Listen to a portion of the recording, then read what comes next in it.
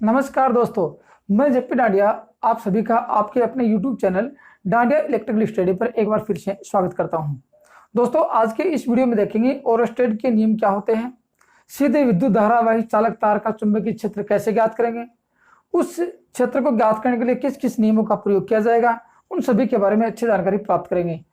दोस्तों, ये जो नियम है, जैसे ओरस्टेड का नियम है, लेंज का नियम आएगा, फैराडे के नियम आएंगे, सारे के सारे नियम आएंगे। सभी के सभी नियम अपने इलेक्ट्रिकल मशीनों में सब इतने इंपॉर्टेंट होते हैं कि इनके बिना अपने मशीनों का संचालन कैसे, मतलब संचालन का अध्ययन कैसे करेंगे, इनके बिना नहीं कर सकते।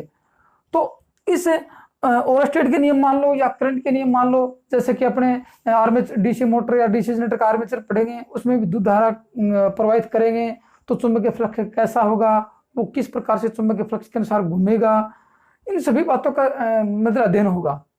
तो ये जो नियम अभी आगे जो पढ़ने जा रहे हैं, ये जैसे अभी तो ओरस्टेड का नियम आया है, एम्पीयर का नियम आ रहा है, करंट का नियम आ रहे हैं, लेंज का नियम आएंगे, फिर फैराडे के नियम आएंगे, फिर चुंबकत्व के नियम आएंगे। सारे के सारे नियम बहुत इंपॉर्टेंट हैं। तो दोस्तों, अपना जो सिलेबस चल रहा है वो है विद्युत चुंबक एवं चुंबकत्व। विद्युत चुंबक एवं चुंबकत्व में आज के इस 35 नंबर की क्लास में ओरस्टेड का नियम पढ़ रहे हैं। तो आज उस टॉपिक को जारी रखते हुए, उस सिलेबस को जारी रखते हुए आज के वीडियो में क्या देखेंगे, ओरस्टेड के नियम क्या होते हैं। तो इन सभी बातों को अच्छी तरह जानने, आपके सारे कन्फ्यूज दूर करने के लिए वीडियो को लास्ट एंड तक देखते रहिए और वीडियो पर बने रहिए, ताकि आपको ओरस्टेड और इस धारा के नियम के बारे में किसी प्रकार की समस्या उत्पन्न नहीं हो। ठीक है, तो चलिए दोस्तों करते हैं शुरू। देखो, ओरस्टेड लॉ के बाद अब सबसे पहले बात करते हैं ओरस्टेड के नियम की बात। बहुत ही इंपॉर्टेंट है, इसका निष्कर्ष क्या निकलेगा, इस नियम के अनुसार क्या होगा, चुंबकीय फ्लक्स कैसा होगा, किस प्रकार उसको ज्ञात करेंगे। उसमें क्या देखो, सन 1819 में सबसे पहले विद्युत चुंबक एवं विद्युत के संबंध में गहरा संबंध बताया। किसने? सन 1819 में ओरस्टेड ने बताया, जो कोपेनहेगन के निवासी था, डेनिश वैज्ञानिक था ओरस्टेड। उसने बताया कि विद्युत एवं चुंबकत्व में गहरा संबंध होता है। जहां विद्युत धारा प्रवाहित होगी वहां चुंबकीय फ्लक्स होगा। ये सबसे पहले इसने बताया था। इसका मतलब विद्युत चुंबकत्व का सिद्धांत किसने बताया? सबसे पहले इस ओरस्टेड ने ही बताया था। तो उसने क्या बताया कि जब किसी अपने चालक तार में, किसी भी चालक तार में, जैसे मान लेते हैं चालक तार में विद्युत धारा प्रवाहित करवाते हैं, तो इस चालक तार के चारों ओर चुंबकीय क्षेत्र स्थापित हो जाता है। कैसे होता है कि जब किसी चालक तार में विद्युत धारा प्रवाहित करवाते हैं या विद्युत धारावाही चालक तार के चारों ओर चुंबकीय फ्लक्स स्थापित हो जाता है। जब इस चालक तार के पास कोई चुंबकीय सुई या कंपास को लेकर जाते तो विक्षेप करती है। ये कब पता किया कि विद्युत धारावाही चालक तार के पास जब चुंबकीय सुई लेके गए वो और उसने अध्ययन किया, तो क्या पता लगा कि चुंबकीय सुई विक्षेप करती है। और चुंबकीय सुई क्या है? कंपास, निडल, वो क्या है? एक प्रकार की चुंबक है। किस प्रकार की? स्थायी चुंबक, जिसको निडल चुंबक बोलते हैं। वो कब विक्षेप करेगी? जब वो चुंबक के प्रभाव में आएगी, चुंबक के क्षेत्र के संपर्क में आएगी, तो वो विक्षेप करेगी। तो इसका मतलब क्या हुआ कि चालक तार में जब विद्युत धारा प्रवाहित करेंगे तो इसके चारों चुंबकीय क्षेत्र स्थापित होगा, तभी तो वो सुई अपने जो कंपास से विक्षेप करेगी, मतलब हिलेगी, डिफ्लेक्शन करेगी वहां से। तो इसलिए उसने अध्ययन किया। तो उसने क्या अध्ययन किया? देखो, मैं आपके दो चित्र बना रखे हैं। आपको इन दोनों चित्रों के द्वारा आराम से एक एक पॉइंट टू पॉइंट समझाऊंगा। देखो, ये चालक तार लिया, मतलब कि इस नियम के अनुसार निष्कर्ष क्या निकलता है और इस नियम में होता क्या है, वो पॉइंट टू पॉइंट समझना। देखो, ये चालक तार लिया, इस चालक तार में ये डीसी लगाई, ये रियोस्टेट लगाया, ये स्विच लगाया और ये चालक तार, इनको और सर्किट को पूरा किया। नीचे क्या रखा? नीचे कंपास रखी, चुंबकीय सुई रखी है, जिसका एन पोल इधर है और एस पोल इधर है। ठीक है, अब जब आपने इस स्विच को ऑन नहीं किया, मैं आपको पॉइंट टू पॉइंट बताऊंगा ओरस्टेड का नियम, निष्कर्ष क्या निकलेगा वो भी बताएंगे और इंपॉर्टेंट बातें क्या है वो भी बताएंगे। देखो, जब आपने स्विच को ऑन नहीं किया तो चुंबक की सुई में किसी प्रकार का कोई विक्षेप नहीं हुआ, अर्थात चुंबक की सुई स्थिर रही। ठीक है, उस ओरस्टेड के नियम अनुसार। अब क्या होगा? आपने स्विच को ऑन किया, ठीक है, आपने जो ही स्विच को ऑन किया तो क्या होगा? इस चालक तार में विद्युत धारा प्रवाहित होगी। विद्युत धारा कब कैसे होगी? ये प्लस है तो इस दिशा में ऐसे प्रवाहित होगी। तो धारा की दिशा की क्या होगी? ये धारा की दिशा होगी। अब क्या होगा? धारा की दिशा जो ही, तो चुंबकीय सुई ने विक्षेप करना शुरू कर दिया।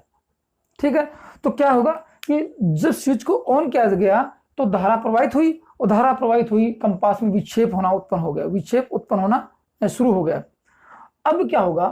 अब आप लोगों ने क्या किया? इस रियोस्टेट के द्वारा, ये ए बी कनेक्टर था, इस रियोस्टेट के द्वारा ये ए और बी कंडक्टर की दो दिशाएं। इस रियोस्टेट के द्वारा आप लोगों ने धारा की दिशा का परिमाण बदला, धारा की दिशा कम की, धारा की दिशा अधिक की। धारा को मान को कम कैसे कर सकते हैं?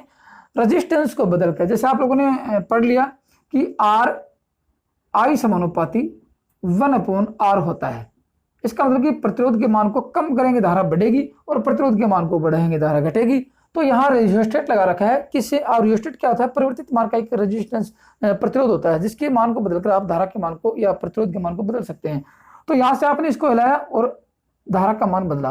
धारा का मान कम किया, विक्षेप कम हुआ। धारा का मान बढ़ाया, विक्षेप अधिक हुआ।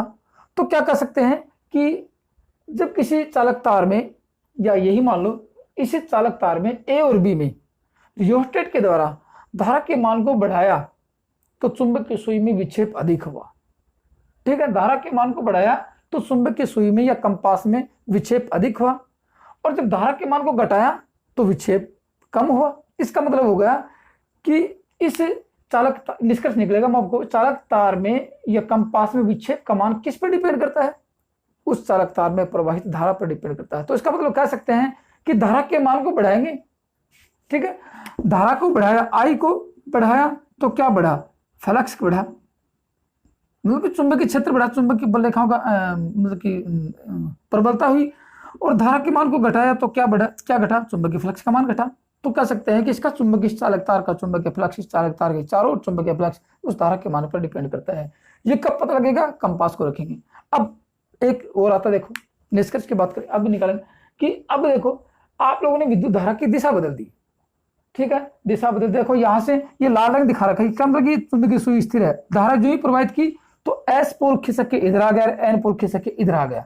मतलब कि धारा स्विच ऑन करते ही चुंबकीय सुई विक्षेप करेगी, ऐसे घूमेगी। ठीक है, घूम गई।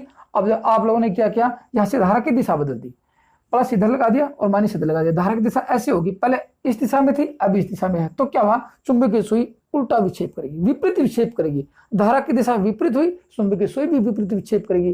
तो एस पहले इसमें इधर घुमा था, अब इसमें विक्षेप इधर करेगा एस, और एन इधर विक्षेप करेगा। इसका मतलब हो गया कि धारा की दिशा बदलने से, ठीक है, धारा की दिशा बदलने से चुंबकीय क्षेत्र भी बदलता है, चुंबकीय क्षेत्र भी विपरीत हो जाता है, धारा की दिशा से विपरीत होती है। तो अब देखें कि इस ओरस्टेड के नियम से निष्कर्ष क्या निकलता है, वो देखते हैं। अब देखते हैं दोस्तों, ये तो था जो प्रैक्टिकल जो आप लोगों ने किया कि धारा देखी, चालक तार में धारा कैसे प्रवाहित की, विपरीत दिशा में किया। अब इसके निष्कर्ष निकलो कि ओरस्टेड के नियम के अनुसार इस चुंबकत्व में और चालक तार की धारा में क्या निष्कर्ष निकलता है। तो एक एक पॉइंट टू पॉइंट लिखना मैं आपको बताता हूँ कि सबसे पहला निष्कर्ष ये निकला कि जब किसी चालक तार में विद्युत धारा प्रवाहित करने की जाती है तो उसके चारों ओर चुंबकीय फ्लक्स स्थापित होता है, चुंबकीय क्षेत्र स्थापित होता है। एक निष्कर्ष तो ये निकला, हो गया चुंबकीय क्षेत्र स्थापित। वो ज्ञात करेंगे कैसा होगा, आगे पढ़ेंगे कि सीधे धारावाही चालक तार में चुंबकीय फ्लक्स कैसे ज्ञात होता है, वो ज्ञात करेंगे। फिर दूसरा जो अपना निष्कर्ष है, जो इसका रिजल्ट है इस प्रैक्टिकल से जो आप लोगों ने किया, उसका रिजल्ट क्या निकलता है कि चालक तार के चारों ओर उत्पन्न चुंबकीय क्षेत्र का परिमाण, ठीक है ना, चालक तार के चारों ओर उत्पन्न चुंबकीय क्षेत्र का परिमाण उसमें प्रवाहित हो रही धारा पर डिपेंड करता है, उसमें प्रवाहित हो रही धारा के परिमाण पर निर्भर करता है। दूसरा निष्कर्ष निकलता है, अर्थात विद्युत धारा का मान बढ़ाएंगे तो चुंबकीय क्षेत्र का मान बढ़ेगा और विद्युत धारा का मान घटाएंगे तो चुंबकीय क्षेत्र का मान घटेगा। ये दूसरा निष्कर्ष निकलता है। अब आगे और देखो क्या निष्कर्ष निकलता है, मतलब तीसरा निष्कर्ष निकलता है कि जब चालक तार में प्रवाहित धारा दक्षिण से उत्तर दिशा में होती है, ठीक है ना, आप प्रैक्टिस कैसे करोगे, तो दक्षिण से उत्तर दिशा में होगी तो कंपास का उत्तरी ध्रुव पूर्व दिशा में, उत्तरी ध्रुव पश्चिम दिशा में विक्षेप करेगा, ये पश्चिम दिशा में करेगा। और जब चालक तार में प्रवाहित धारा उत्तर से दक्षिण दिशा में होगी, वो तो दक्षिण से उत्तर था, उत्तर से दक्षिण दिशा में होगी तो कंपास का उत्तरी ध्रुव पूर्व दिशा में विक्षेप करेगा। दो बातें ये निकल गए आगे। तो चार निष्कर्ष निकले। ये तो थी चालक तार की समानांतर में जब इसको कंपास को रखते हैं। लेकिन यदि इस चुंबक की सुई को, एक नोट लगा के लिखो, जब यदि इस चुंबक की सुई को कंपास को चालक तार के लंबवत रख देते हैं, ठीक है ना, लंबवत रखा जाए तो चुंबक के क्षेत्र चुंबक की सुई को कभी विक्षेप नहीं करेगा, क्योंकि दोनों समानांतर में हो जाएंगे। याद रखना बात, जब इस कंपास को चालक तार के लंबवत रख देते हैं तो वो चुंबकीय क्षेत्र इस सुई में या कंपास में कोई विक्षेप उत्पन्न नहीं करता है। क्यों नहीं करता है? देखो ये भी आगे क्यों नहीं करता है, क्योंकि चुंबकीय क्षेत्र की दिशा धारा की दिशा के लंबवत होती है। ठीक है ना, चुंबकीय क्षेत्र की दिशा धारा की दिशा के लंबवत होती है। हम आपको अगला जो धारा के नियम पढ़ाएंगे तब आएगी समझ में आपको। तो ये दो तो आपके निष्कर्ष थे, ये तो था ओरस्टेड का नियम।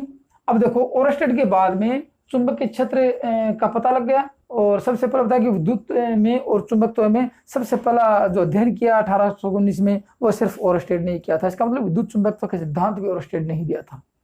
अब आगे देखते हैं कि करंट के नियम क्या होते हैं, अर्थात किसी सीधे धारावाही चालक तार में चुंबकीय क्षेत्र की दिशा ज्ञात करेंगे। जैसे ये चालक तार है, सीधा चालक तार है, इसमें धारा यहाँ ऐसे जाएगी या ऐसे प्रवाहित हो रही है, इसका चुंबकीय फ्लक्स कैसा होगा। बहुत ही इंपॉर्टेंट अपना जो नियम है ये धारा का देखना, आराम से पॉइंट टू पॉइंट देखना। मतलब अब अगला नियम पढ़ेंगे धारा का नियम, करंट लॉ।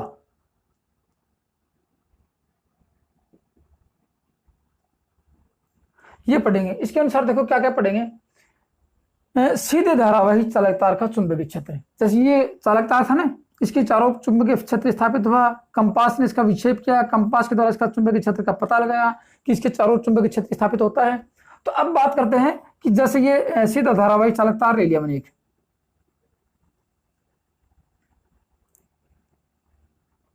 ये चालक तार ले लिया। अब इस चालक तार में विद्युत धारा ऐसे प्रवाहित करेंगे, इसलिए तो सिर्फ विक्षेप ही बताया था कि इसके चारों तरफ चुंबकीय क्षेत्र स्थापित होता है, वो बताया था। अब धारा की दिशा बदलोगे तो चुंबकीय क्षेत्र की दिशा बदलेगी, वो सिर्फ ओरस्टेड के नियम ने बताया था। अब वो बात करते हैं आगे कि चुंबकीय क्षेत्र की दिशा होगी कैसे।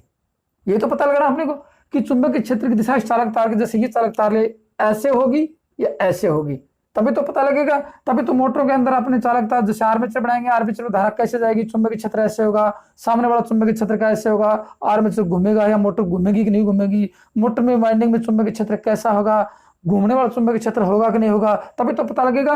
तो आज एक कंडक्टर की बात करेंगे, फिर दो की करेंगे, फिर पूरी एक कॉइल की बात करेंगे, सोलेनॉइड की बात करेंगे। तो एक एक कंडक्टर से चलेंगे, जैसे इसमें विद्युत धारा ऐसे जा रही है, ऐसे जा रही है, तो चुंबकीय क्षेत्र कैसा होगा, सिर्फ यही याद करना है। तो क्या लिखेंगे, सीधे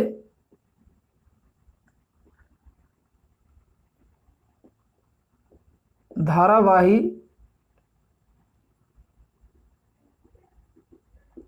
चालक तार का चुंबकीय क्षेत्र ज्ञात करना। ठीक है, मैग्नेटिक फील्ड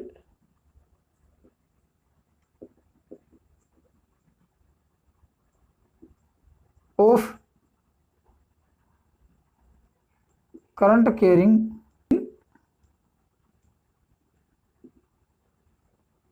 स्ट्रेंथ कंडक्टर।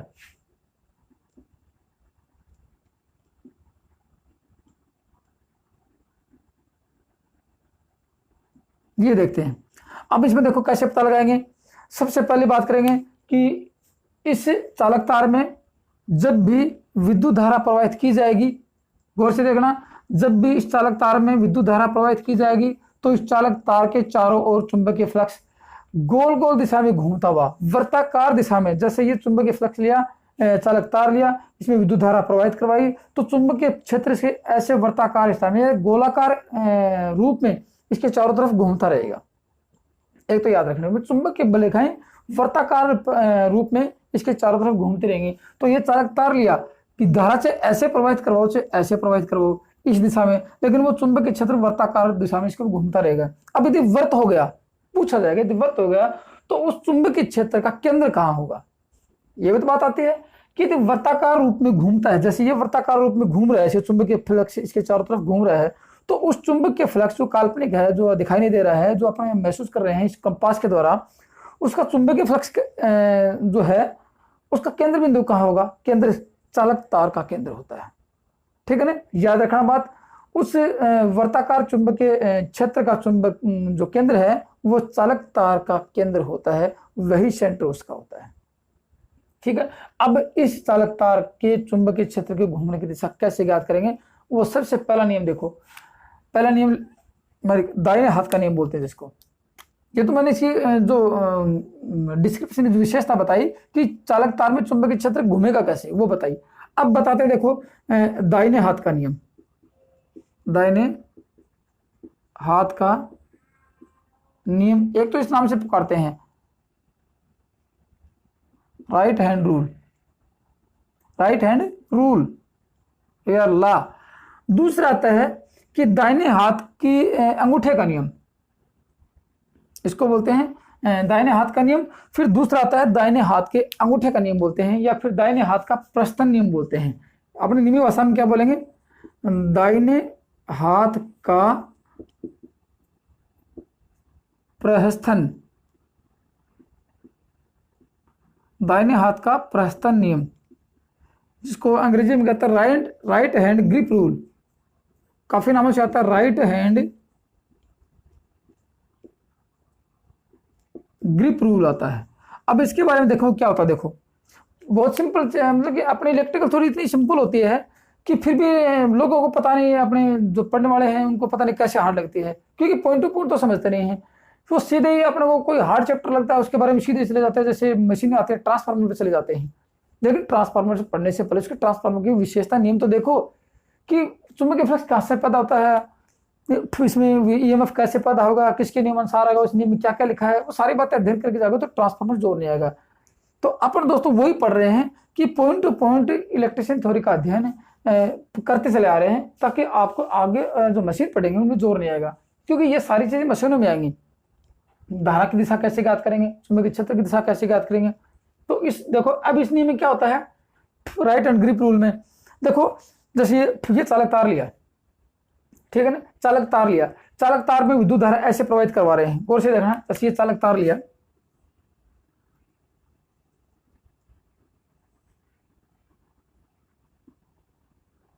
और विद्युत धारा ऐसे प्रवाहित करवा रहे हो आप, गौर से देखना।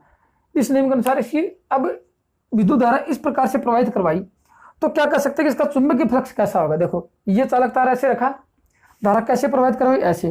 तो इस चालक तार को दाहिने हाथ में, मेरा दाहिना हाथ ये है, ठीक है, दाहिने हाथ में इस प्रकार पकड़ो कि आपका अंगूठा जो है ऐसे पकड़ो, अंगूठा विद्युत धारा की दिशा में रहे। बस जैसे ये पकड़ा, देखो यहां से ये चालक तार ऐसे है, दाहिने हाथ में पकड़ा, अंगूठा कहाँ गया, इधर आ गया। और ये धारा की दिशा क्या है, देखो गौर से देखो, धारा की दिशा भी यही है। तो क्या कहेंगे, अंगूठा यदि धारा की दिशा में होगा तो मुड़ी हुई जो अंगुलियां हैं, ऐसे मुड़ गई अंगुलियां, देखो ये मुड़ी हुई अंगुलियां चुंबकीय क्षेत्र की दिशा को इंगित करेंगी। तो चुंबकीय क्षेत्र कैसे घूम रहा है, जैसे ये ने इस प्रकार ऐसे पकड़ा, चुंबकीय क्षेत्र की घूमने की दिशा ये रहेगी। और यदि इसको ऐसे पकड़ लिया तो चुंबकीय क्षेत्र की घूमने की दिशा ऐसे हो जाएगी, ठीक है। तो कह सकते हैं कि इस राइट हैंड ग्रिप रूल के अनुसार किसी चालक तार को या धारावाही चालक तार को, सीधे धारावाही चालक तार को इस प्रकार से पकड़ा जाए कि आपका अंगूठा विद्युत धारा की दिशा में रहे, तो मुड़ी हुई अंगुलियां चुंबकीय क्षेत्र की दिशा को इंगित करेंगे। सबसे पहला नियम आता है, इसलिए कहते हैं सीधे धारावाही चालक तार का चुंबकीय फ्लक्स या चुंबकीय क्षेत्र की दिशा किसके नियम अनुसार ज्ञात करेंगे, राइट हैंड ग्रिप रूल के अनुसार ज्ञात करेंगे। एक तो ये आता है धारा की दिशा कैसे भी बदलो, अंगूठा अपना वही रहना चाहिए, ठीक है। अब देखो ये तो सिंपल सी बात है, लेकिन अब इनको चिन्ह में कैसे करेंगे कि आपके सामने कभी परीक्षा में ऐसे आता है,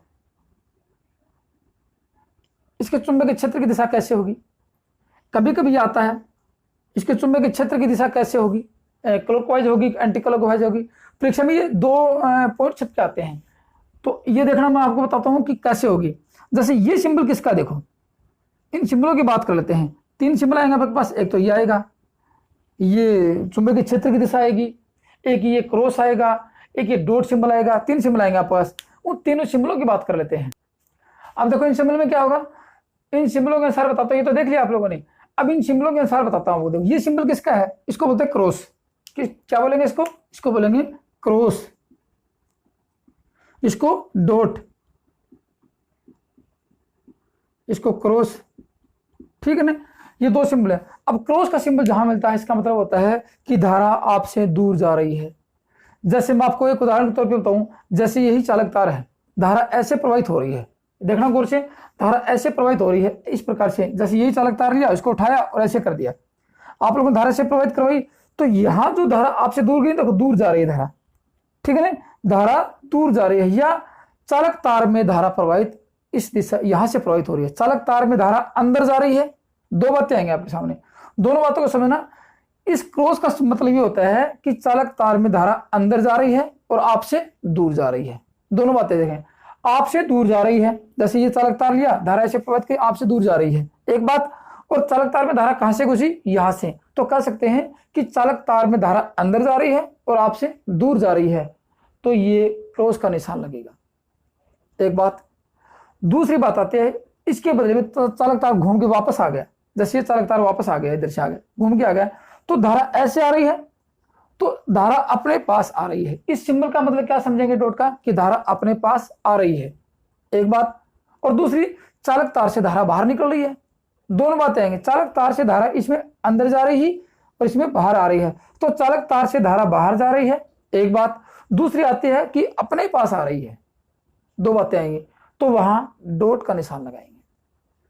आगे समझ में, कोई ज्यादा हार्ड नहीं है और सिंपल सी बातें हैं। तो क्या कहेंगे, अब इसमें चालक तार में धारा अंदर जा रही है, तो ये सिंबल देखो, जैसे ये चालक तार लिया, यहां क्या लगाएंगे, क्रॉस लगाएंगे। इसका मतलब धारा ऐसे जा रही है, तो इसका चुंबकीय क्षेत्र की दिशा कैसे होगी, ये देखना अपने को। तो मतलब ये आगे धारा ऐसे जा रही है, तो उसके दाएं हाथ में पकड़ो, ऐसे पकड़ लिया, तो मुड़ी हुई अंगुलियां चुंबकीय क्षेत्र की दिशा दर्शाएंगी। तो क्या कहेंगे, ये चुंबकीय क्षेत्र की दिशा रहेगी, कौन सी, ये ऐसे चलेगा चुंबकीय क्षेत्र। तो याद रखना, जब भी आपके सामने कोई क्रॉस का सिंबल आए, चुंबकीय क्षेत्र की दिशा पूछे ऐसे, तो चुंबकीय क्षेत्र की दिशा क्लॉकवाइज होगी, ये तो होगी क्लॉकवाइज, क्योंकि ऐसे गया और ऐसे पकड़ लिया, धारा गई अंदर, बाहर जा रही है अपने, और धारा वापस आ गई ऐसे, तो मतलब ये आ गया, ये ऐसे आ गया। तो इसका मतलब कि अब इसको ऐसे पकड़ेंगे, ऐसे पकड़े तो क्या होगा, एंटी क्लॉकवाइज। तो इसमें डॉट का निशान जहां लगेगा, उसमें चुंबकीय क्षेत्र की दिशा ऐसे होगी, और आपसे यही पूछा जाएगा। और यही आप यदि डीसी मोटर, डीसी जनरेटर का यदि आर्मेचर पढ़ेंगे, वहां आपको समझ में आएगा डीसी मोटर कैसे घूम गई, यही बातें सामने आएंगी कि चालक तार में धारा ऐसे गई, चुंबकीय क्षेत्र का प्रभाव कैसा होगा, ये एंटी क्लॉकवाइज चलेगी, ठीक है। ये घड़ी के घूमने की दिशा में, ये घड़ी के विपरीत दिशा में। और ये आपको ऐसे नहीं मिलेगा, ये ऐसे मिलेगा, जैसे ये क्रॉस आ गया ऐसे, ये डॉट आ गया, ये ऐसे, बस ऐसे सिंबल मिलेंगे। तो ये सिंबल किसका मिलेगा, इसके चारों तरफ, ये चुंबकीय क्षेत्र का सिंबल मिलेगा। ये तीन सिंबल थे अपने पास। ये तो थे दोस्तों आप लोगों का दाहिने हाथ का नियम मान लो, या दाहिने हाथ का प्रस्थान नियम मान लो, ये अपनी नियम से बताया, या राइट हैंड ग्रिप रूल मान लो। एक ही बात आती है, कभी कभार दाहिने हाथ के अंगूठे का नियम भी बोलते हैं, ठीक है। किसके लिए प्रयोग किया इस नियम को, सिर्फ सीधे धारावाही चालक तार में चुंबकीय क्षेत्र की दिशा ज्ञात करने के लिए, धारा की दिशा ज्ञात करने के लिए नहीं। दूसरा नियम पढ़ेंगे, देखो दूसरा नियम आता है मैक्सवेल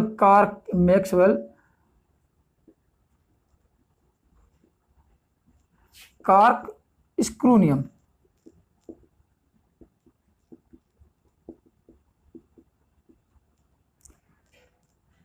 ये लिख लो, इसको शॉर्ट में कार्क स्क्रू नियम भी बोलते हैं। शॉर्ट में क्या बोलेंगे, कार्क स्क्रू नियम। पहला नियम ये था, और दूसरा नियम ये आता है कार्क स्क्रू नियम, मतलब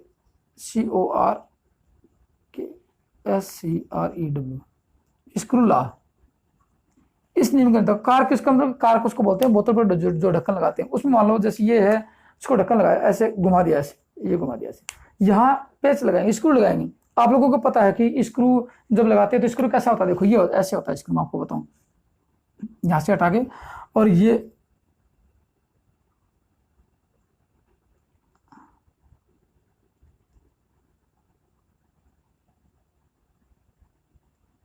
स्क्रू है, इसको पेच कसेंगे, जैसे ये तो पेच कस लगाएंगे, इसको कसेंगे, तो कसेंगे, जैसे ये लगा लिया, यहां से पेच है, यहां से मान लीजिए कि स्क्रू लगाएंगे, तो स्क्रू लगा दिया। तो अब इस नियम में क्या कहेंगे कि कसने वाले स्क्रू का नुकीला सिरा, ठीक है ना, ये जो कारक स्क्रू नियम कहां प्रयोग आएगा, किसी चालक तार के चुंबकीय बल रेखाओं की दिशा ज्ञात करने के लिए इसका प्रयोग करते हैं, वो भी चुंबकीय बल रेखाओं की दिशा थी। दोनों नियम से कहें, इसके नियम के अनुसार कारक स्क्रू को, इस स्क्रू को नुकीले सिरे को, याद रखना नुकीले सिरे को चालक तार में प्रवाही दिशा की ओर रखना है, दिशा की ओर कर दिया जाए। जैसे ये चालक तार है, गौर से देखना, ये चालक तार है, यहाँ स्क्रू कसना है, स्क्रू लगाया, तो नुकीला सिरा कहाँ रखा, चालक तार में प्रवाहित दिशा की ओर। जैसे धारा ऐसे जा रही है तो नुकीला सिरा यहाँ, और धारा ऐसे आ रही है तो नुकीला सिरा यहाँ। दो बातें आएंगे आपके सामने, धारा कैसे भी प्रवाहित हो, लेकिन नुकीला सिरा किस दिशा में करना है, जिस दिशा में विद्युत धारा प्रवाहित हो रही है। जैसे ये ऐसे है तो नुकीला सिरा कैसे करेंगे, इधर। जैसे अब मान ले कि नुकीला सिरा इधर किया, तो कसेंगे कैसे, ऐसे कसेंगे इसको। तो पेच के घूमने की दिशा क्या लिखेंगे, पेच के घूमने की दिशा चुंबकीय क्षेत्र की दिशा बताएगी। दो बातें आ गई। एक तो ये बातें कि नुक्कल अक्षरा कहाँ रखेंगे, धारा प्रवाहित धारा की दिशा में, और पेज के घूमने की दिशा क्या दिखाएगी, चुंबकीय क्षेत्र की दिशा दर्शाएगी। ये तो ये बात रखना। ये दोस्तों कब होती है बात, देखो पूछा जाए क्या एसी में प्रवाहित कर सकते हैं, एसी में ज्ञात कर सकते हैं, नहीं। ये तो देखने वाली बात है कि इस नियम का प्रयोग, इस नियम के जो चालक सारे प्रयोग कर रहे हैं वो डीसी पे कर रहे हैं, एसी पे क्यों नहीं कर सकते हैं, क्योंकि एसी में विद्युत धारा की दिशा बदल जाती है। और आप लोगों ने देखा विद्युत धारा की दिशा बदलेगी तो चुंबकीय क्षेत्र की दिशा बदलेगी। तो कैसे करेंगे, एसी एक बार ऐसे चलेगा एक बार ऐसे, तो चुंबकीय क्षेत्र की दिशा एक बार ऐसे एक बार ऐसे। तो कह सकते हैं इस नियम को डीसी सप्लाई में प्रवाहित धारा, इस नियम के अनुसार या डीसी नियम में धारा की दिशा ज्ञात करने के डीसी सप्लाई का प्रयोग करते हैं, एसी सप्लाई का नहीं, क्योंकि एसी सप्लाई का चुंबकीय क्षेत्र धारा की दिशा के बदलने के अनुसार बदलता है, इसलिए ये डीसी सप्लाई है। ये तो थे बातें इसकी। दो नियम आ गई, कौन सा आ गया, एक दाहिने हाथ के नियम और एक ये मैक्सवेल का। दोनों के नियम कहां प्रयोग करेंगे, ये सिर्फ करेंगे विद्युत धारावाही चालक तार में चुंबकीय क्षेत्र की दिशा ज्ञात करने के लिए। अब दो नियम और बच गए, धारा के नियम पढ़ते हैं, वो और देख लेते हैं। अब देखो दोस्तों, ओरस्टेड के नियम के अनुसार दो नियम पढ़े, अब तीसरा नियम और देखते हैं। देखो एक तो पढ़ लिया ये, और ये दूसरा पढ़ लिया अपने मैक्सवेल कार्क-स्क्रू का नियम। तीसरा नियम क्या आएगा, एम्पियर का नियम आएगा। परीक्षा में दोस्तों तीनों के तीनों नियमों में प्रश्न पूछे गए हैं। कभी कभार एक नियम और आता है, स्नो लो क्या होता है, स्नो का नियम क्या होता है वो भी बताएंगे। चार नियम होते हैं। किसी चालक तार में विद्युत धारा की दिशा ज्ञात करने के मान लो, या चुंबकीय क्षेत्र की दिशा ज्ञात करने के लिए मान लो, या फिर ओरस्टेड के नियम मान लो। ओरस्टेड ने बताया था। तो ये क्या कहेंगे कि ये चारों के चारों नियम बहुत ही इंपॉर्टेंट है। अपने मशीनें पढ़ेंगे वहां काम आएंगे, या अपने किसी ट्रांसफार्मर जनरेटर का प्रयोग करेंगे वहां काम आएंगे, या फिर ऐसी जो तार होगा उसके चुंबकीय क्षेत्र की दिशा ज्ञात करेंगे, या फिर ऐसी कोई और हेडलाइन होगी वहां ज्ञात करेंगे। मतलब काम तो आएंगे, चुंबकीय क्षेत्र के बिना तो काम चलने वाला है नहीं। तो दोस्तों टॉपिक तो बहुत इंपॉर्टेंट है, ज्यादा इंपॉर्टेंट है, क्योंकि सारे नियम इंपॉर्टेंट आएंगे। छोटी छोटी जो बेसिक बातें तो चुंबक के बारे में पढ़ ली, अब सारे क्या बचे, नियम ही बचे हैं, जो कि अपने मशीनों के लिए सारे कामगार सिद्ध होंगे। इसलिए आगे जो वीडियो चले धीरे धीरे आराम से पॉइंट टू पॉइंट पढ़ना और पूरी वीडियो देखना। बीच में यदि आप स्किप कर देते हैं तो क्या होता है, स्किप करने से वीडियो आपके समझ में नहीं आता है, फिर कभी सर हमें समझ में नहीं आया। इसलिए जब भी कोई वीडियो आए तो उसको पूरा पॉइंट टू पॉइंट देखना। और दोस्तों वीडियो अच्छा लगे तो लाइक जरूर करना, अपने दोस्तों को शेयर तो जरूर कर देना, ताकि किसी और को फायदा मिले और आप लोगों को फायदा मिले। जैसे कि इलेक्ट्रिशियन थ्योरी का अध्ययन करना आपको नियमित पैटर्न के आधार पर पॉइंट टू पॉइंट, तो आप लोग अच्छी तरह अध्ययन करके अपनी सफलता को प्राप्त कर सकते हैं। और दो दोस्त आज यदि इस वीडियो को पहले बार देख रहे हैं वो तो डांडिया इलेक्ट्रिकल स्टडी को सब्सक्राइब जरूर कर लेना, ताकि आपको डांडिया इलेक्ट्रिकल स्टडी की चैनल पर संपूर्ण इलेक्ट्रिकल का कोर्स नियमित पैटर्न के आधार पर उपलब्ध करवाया जाएगा। ठीक है, अब देखते हैं अगला नियम क्या कहता है। अगला नियम कहते हैं एम्पियर का नियम।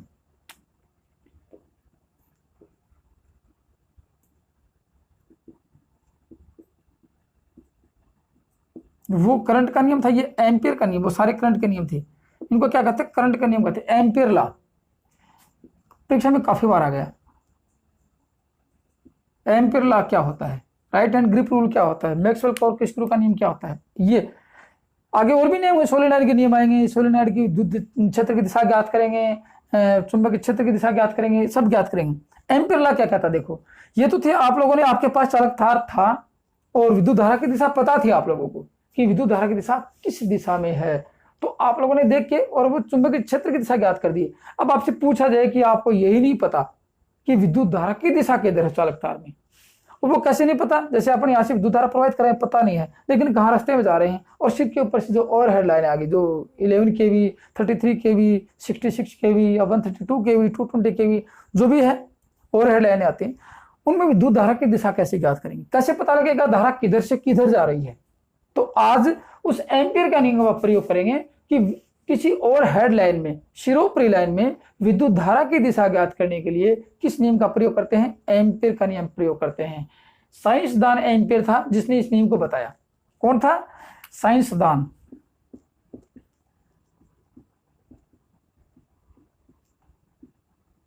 साइंसदान एम्पियर ने इस नियम को बताया कि और हेडलाइनों में विद्युत धारा की दिशा ज्ञात कैसे की जाती है, तो उसने इस नियम को बताया। अब कैसे बताया, देखो उसने ये बताया, ये जैसे एक चालक तार है और हेडलाइन है, ये और हेडलाइन है, चालक तार है, ये ले लिया। इसमें विद्युत धारा इस दिशा में जा रही है या इस दिशा में, ये पता नहीं है, इसको पता करना है। तो क्या करेंगे, सबसे पहले इसके नीचे कंपास नीडल ले जाएंगे। तो याद रखना बात, सबसे पहले क्या करेंगे, कंपास ले जाएंगे। और फिर मैं आपको एक चित्र बना के द्वारा दिखाता हूं।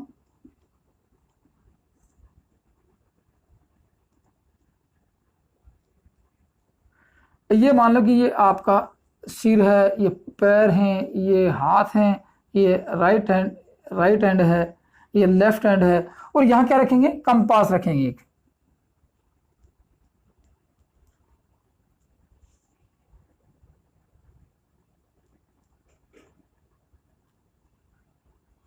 ये कंपास रखिए। अब इस नियम को देखो, समझो गौर से।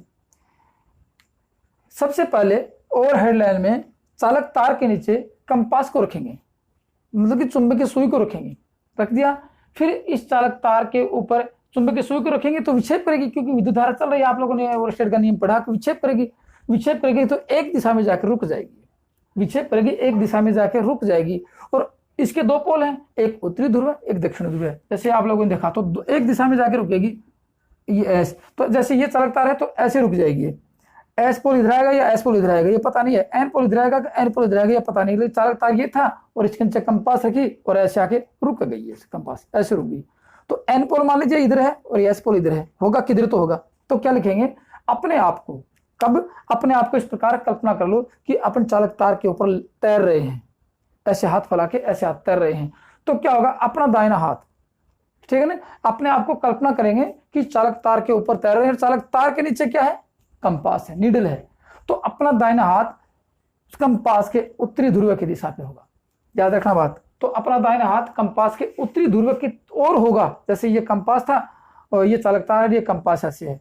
तो अपन लेटेंगे तो अपना दाहिना हाथ किधर होगा, जैसे ये नॉर्थ पोल इधर है और साउथ इधर है, तो दाहिना हाथ इधर रखेंगे तो सिर अपना इधर आएगा। तो क्या कहेंगे, पैर से सिर की ओर विद्युत धारा जा रही है, याद रखना बात, पैर से सिर की ओर। और जैसे मान लीजिए कि उत्तरी ध्रुव ये था तो इधर लेटेंगे तो दाहिना हाथ अपना इधर आएगा, आएगा ना। तो जो भी आपको लगे कि उत्तरी ध्रुव की ओर अपना दाहिना हाथ हो और अपने को इस प्रकार कल्पना करनी है कि इसके ऊपर अपना सो रहे हैं, लेट रहे हैं, तैर रहे हैं, तो इस प्रकार हाथों को फैलाएंगे तो अपना दाहिना हाथ कंपास के उत्तरी ध्रुव की ओर होगा। तो अपने पैर से सिर की ओर विद्युत धारा की दिशा होगी। ये तो था आपका एम्पीयर का नियम। एम्पीयर के नियम का प्रयोग कहाँ किया, सिर्फ ओवरहेड लाइन में विद्युत धारा की दिशा ज्ञात करने के लिए एम्पीयर का नियम प्रयोग किया जाता है, काफी बार परीक्षा में आ गया। अब लास्ट एक नियम और बच गया जिसको बोलते हैं स्नो नियम। बस लास्ट है SNOW, स्नो लॉ, कुछ नहीं है बस स्नो लॉ। इस नियम का ही दूसरा नाम मैं लगभग पुकारते हैं, इसको बोलते हैं स्नो। कभी कभी काफी बार परीक्षा में कि स्नो नियम का प्रयोग कहाँ किया जाता है, जैसे एम्पीयर का प्रयोग किया जाता है वहीं उसी प्रकार स्नो का करते हैं। इसका मतलब ये नियम कौन सा, स्नो नियम का प्रयोग सिर्फ ओवरहेड लाइन में प्रवाहित विद्युत धारा की दिशा देखने के लिए किया जाता है, बाकी और इसका प्रयोग कहीं नहीं करते हैं। दोस्तों इन सभी बातों से एक और निष्कर्ष निकल आता है कि चुंबकीय क्षेत्र और धारा की दिशा दोनों आपस में 90 डिग्री पे होती हैं, लंबवत होती है, याद रखना बात। क्या निष्कर्ष निकला कि चुंबकीय क्षेत्र की दिशा और विद्युत धारा की दिशा एक दूसरे से 90 डिग्री पर होती हैं।